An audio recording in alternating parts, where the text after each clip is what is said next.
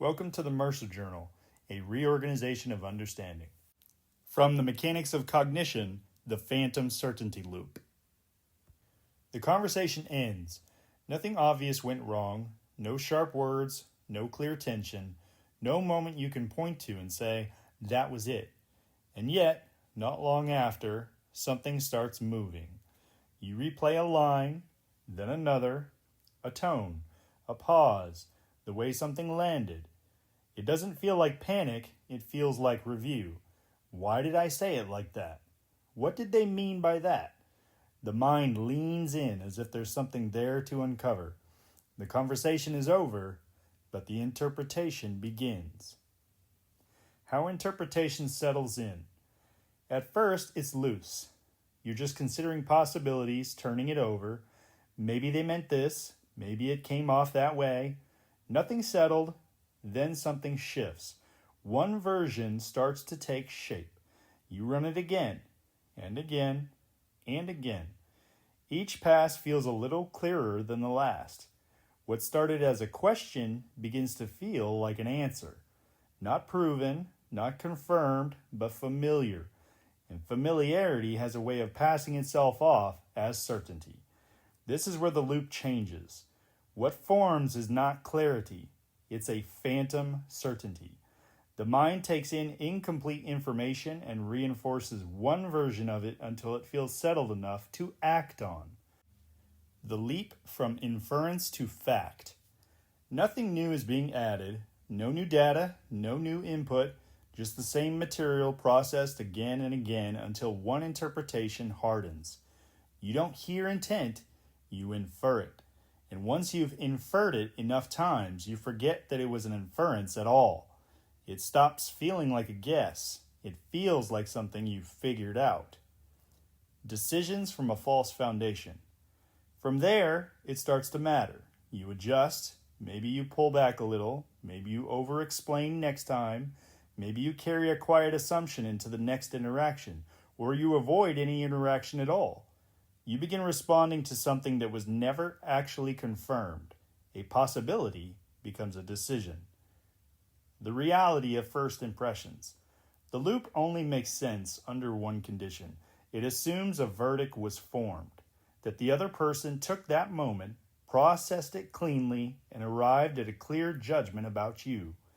That somewhere on the other side, there's a stable conclusion sitting there waiting. But that assumption doesn't hold up. A verdict requires a level of attention most people never gave the moment. You were inside the conversation, tracking every word, every shift, every detail. They weren't. They were managing their own thoughts, their own responses, their own internal noise. Most interactions aren't recorded the way you were playing them. They're partial, fragmented, moving.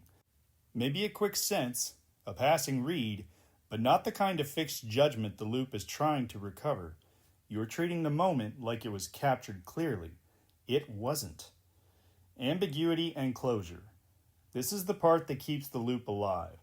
Not just that you don't know what they meant, but that you're acting as if something definite was decided, as if there's a clean answer to recover.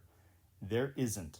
Not because the answer is hidden, but because there isn't enough information to have one. The mind doesn't like that. It pushes for closure.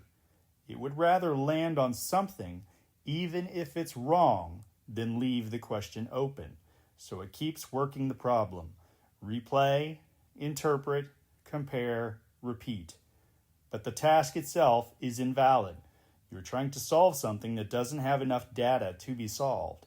You're not wrong, just early. Why the loop repeats. That's why the loop doesn't resolve.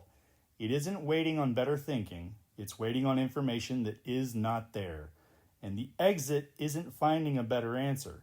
It's recognizing that there isn't one available. Where the loop breaks. At a certain point, you can see the shift. It stops being a question and starts feeling like a conclusion. That's the moment to catch. Not to argue with it, not to replace it, just to classify it correctly. This is ambiguity. This isn't answerable right now. No new information and nothing to solve. Return to ordinary life. That's enough. You don't need to push it out. You don't need to settle it. You've identified the condition, and identifying the condition is the closure. From there, you return to ordinary life, not as a technique, but as a correction. The loop was the interruption. Ordinary life is the baseline. You go back to what you were doing, the next task, something you can see, something you can touch, something real. If something needs to be known, it will show up there, not in replay. If it returns, the thought may come back. That doesn't change anything. The conditions are the same. No new information, no confirmed verdict. You don't solve it twice. You see it, you classify it, you return to ordinary life. The conversation isn't finished in your head. It's finished in the next real interaction. This is part of an ongoing weekly series, The Mechanics of Cognition. If you'd like the next pieces as they come out, feel free to subscribe. Thanks for listening.